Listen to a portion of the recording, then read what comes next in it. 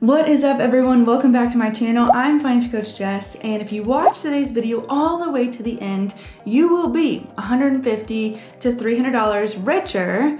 You're welcome, because in today's video, I'm gonna be going over why banks are not your friend. If you've ever celebrated Christmas, I'm sure you've seen It's a Wonderful Life starring the one and only George Bailey.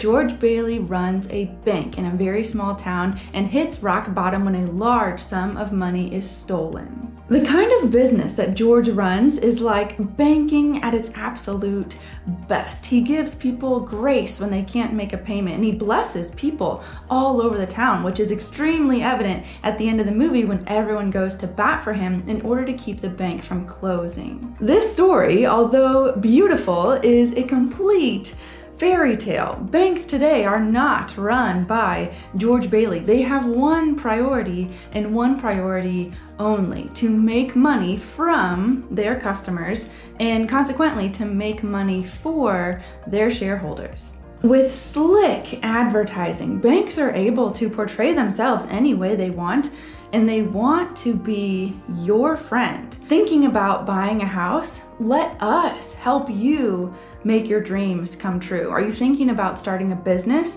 Let us help you take that big first step. You know what? You deserve a vacation, and we've got a card for that. Here's the truth though, banks make money when people are lazy and when people are in debt to them. So they want you to be lazy and they want you to be in debt. Let's tackle number one here first. People are generally lazy. This is how banks work. They probably understand leverage better than any other institution. And when they get money, they don't hold on to it. They force the money to go out and to work for them. And it's brilliant. I mean, really, this is what I try to teach people to do all the time. For example, let's say that you've got an emergency fund of $10,000 and you're smart, so you keep it in a high yield savings account that's separate from your checking account, and it's also separate from your investments.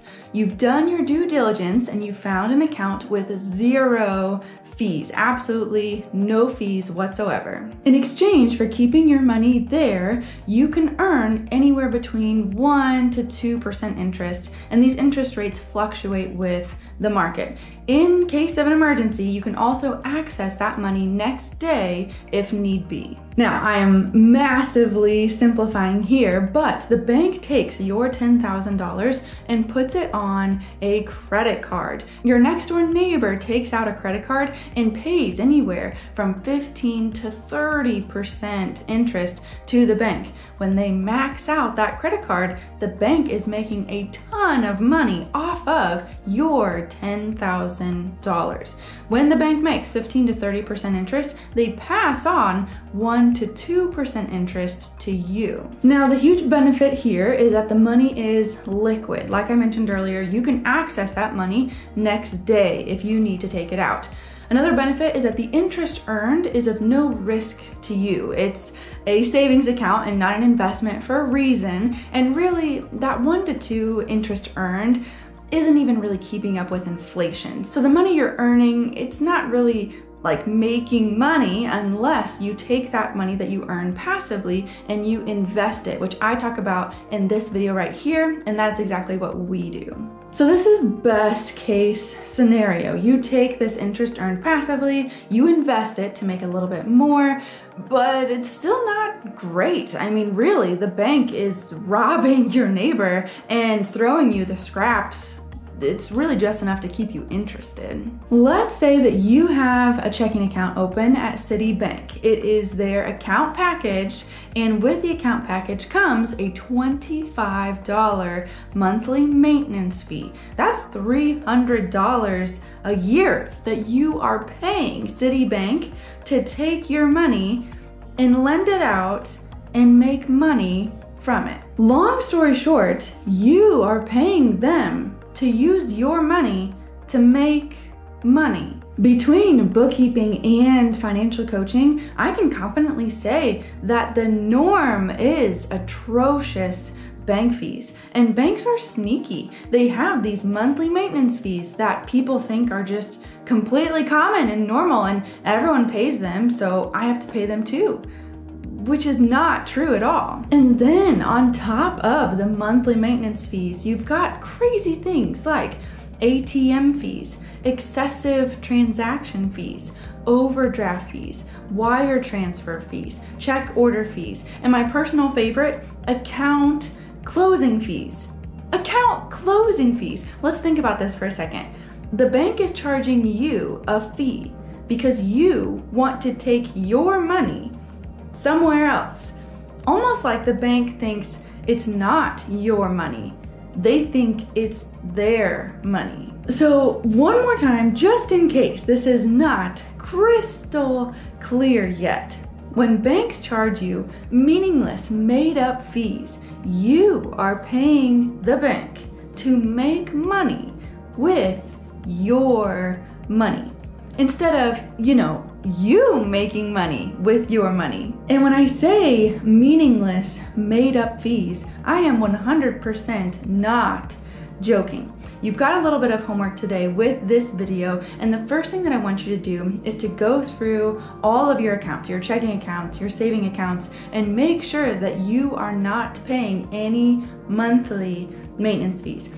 After that, make sure you're not paying any fees at all. Zero fees, none whatsoever. So after this video, write this down right now. Go and do this. Check all of your checking accounts, savings accounts. If you have monthly maintenance fees in those accounts, you need to switch banks.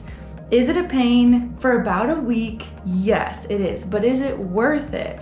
For the rest of your life, this is something you have to do one time for the rest of your life. You won't have fees on your account. Yes, it is worth it. As a reference, I'll put some of the fees up here on the screen now. Keep in mind, banks have the ability to change their accounts and fees, so make sure to always do your own research when looking at what banks to switch to. Here are some of the big banks with the highest fees: Citibank, Wells Fargo, US Bank, and Bank of America. Here are some of the best banks that I use and recommend: Charles Schwab, Discover, and Capital One. Like I said, make sure you do your own research. Between the time that I made those slides and this video comes out, those numbers could change, but it at least gives you a good place to start. Here's your next big piece of homework after this video. Get to know a bank representative where you bank at the most. This has been super clutch for us. When you go to open up a checking account, go in person, meet somebody, and get to know that bank representative. When I opened my business checking account, I went in person, I got to know my bank rep, and when I had an issue, I had a direct line where I could call her, and she has solved any issues that I've had in no time at all. Having a personal contact at your bank is so worth it. People that work at banks are great. Usually they're very helpful, sympathetic. Big banks as a whole, not so much. And that difference is key. This leads me to my third homework assignment for you, and that is if you have overdraft fees on your account, call your bank and beg them to reverse the fees. When I said earlier, meaningless, made up fees, I was not joking. I'm very serious, and people don't know this. But if you call your bank, beg like a dog, they will reverse those overdraft fees, as long as you don't do it like every week. A few years ago, I mistimed a deposit into my business checking account, and I had scheduled a transfer on the same day. It was an honest mistake, but it was my mistake, and I ended up getting 2 overdraft fees on the same day to that account, and it totaled $72, which is kind of an expensive slip up when you think about it. I got on the phone, I called the bank, just the general number, and they said, oh, we can't help you. So I got in my car, drove to the bank, talked to the rep that I had met when I first opened my account, and sure enough, she was able to reverse both fees, and I was out of there in under 5 minutes. I'll say it again, these charges are both meaningless and made up. having a contact and a relationship with someone at your bank will pay off. So at this point, if you're following along, you're doing the homework, you have both a checking and a savings account with 0 fees, absolutely no fees whatsoever. You also have a bank representative that you know, and you have their contact information for when you come across issues.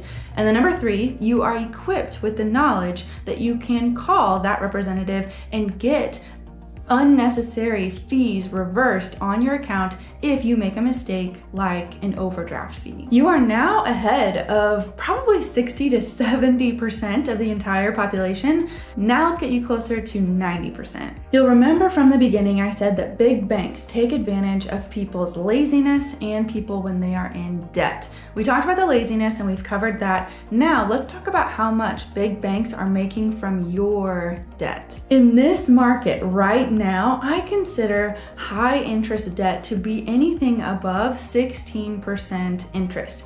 When you look at the market, you can get a house, a brand new house, for close to 2% interest, which is like nothing.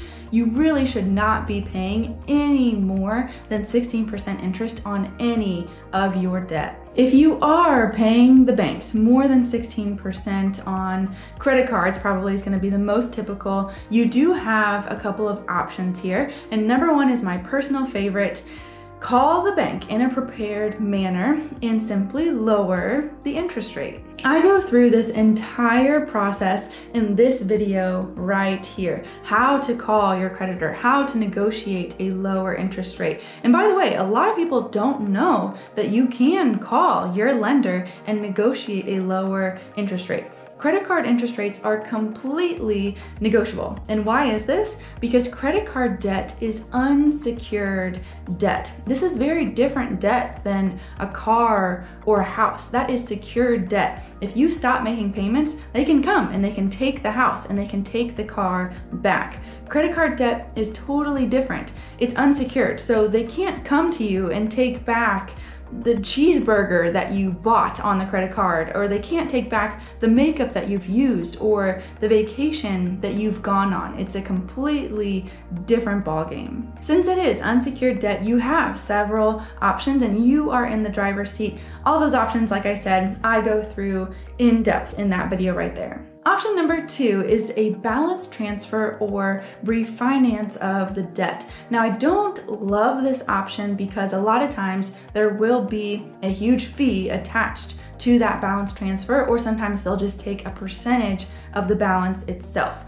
Another reason is that it can be very similar to shuffling chairs on the Titanic. If you go in without a plan, it can be absolutely devastating because now that that balance is gone, you can run up the balance again on that specific credit card. I've done this with my clients in a controlled environment when you're working with a professional. This can be a great tool. Tread very carefully here if you're planning to do this and you're not in my financial coaching program. Instead, you're trying to do this alone. Option number 3 is to pay off the highest interest debt first. If you've got a card that is 25 to 30% interest, they're not budging, you don't want to do a balance transfer because the fee is going to be too much, you might have to take just a couple months and really go ham on that debt and get it gone fast. Remember, extreme frugality is a great short-term tool to get you out of sticky situations like this. If you can really focus and really put all of your energy toward paying that card off in 3 months or less, it's definitely worth it. Another option that I've walked my clients through is letting high interest debt like that go to collections. Now, this is not something that I recommend to the average person. Again, it's kind of something that you need to do with a professional who's done this before successfully, but you can let the debt go to collections, and then there's other steps that you can do after that. It does come at a price, but it's been a great tool that I've done with my clients in certain circumstances. Now that you're not paying fees at all, and now that you're not paying interest on any of that high interest debt, you can start to beat the banks at their own game. We earn about $1,200 a year from interest earned on our checking accounts and savings accounts, and then also cash back from our credit cards, and we don't pay a dime of interest or fees in order to do all of that. That's a pretty stark difference. I mean, you can go from paying the banks, gosh, anywhere from like hundreds of dollars in fees every single year to thousands of dollars in interest every single year. And with what I've mentioned in this video, now you can start earning money from the banks instead of just playing into their game. This is a big motivator for us to finish paying off our house. I think we have another about $2,000 that we're gonna pay in interest total until the house is completely paid off, which is going to be pretty soon. If you wanna check out our progress and our journey with paying off our house, make sure you check out this video right here. Let me know in the comment section below this video, how much do you earn from banks? Were you able to complete the homework that was in this video, and how much did that save you every single year? Let's all make money from big banks. Again, let me know in the comment section, how much do you make each year from big banks? If you got value out of this video here today, don't forget to smash the like button, subscribe to my channel for future videos, and I'll see you guys in the next one.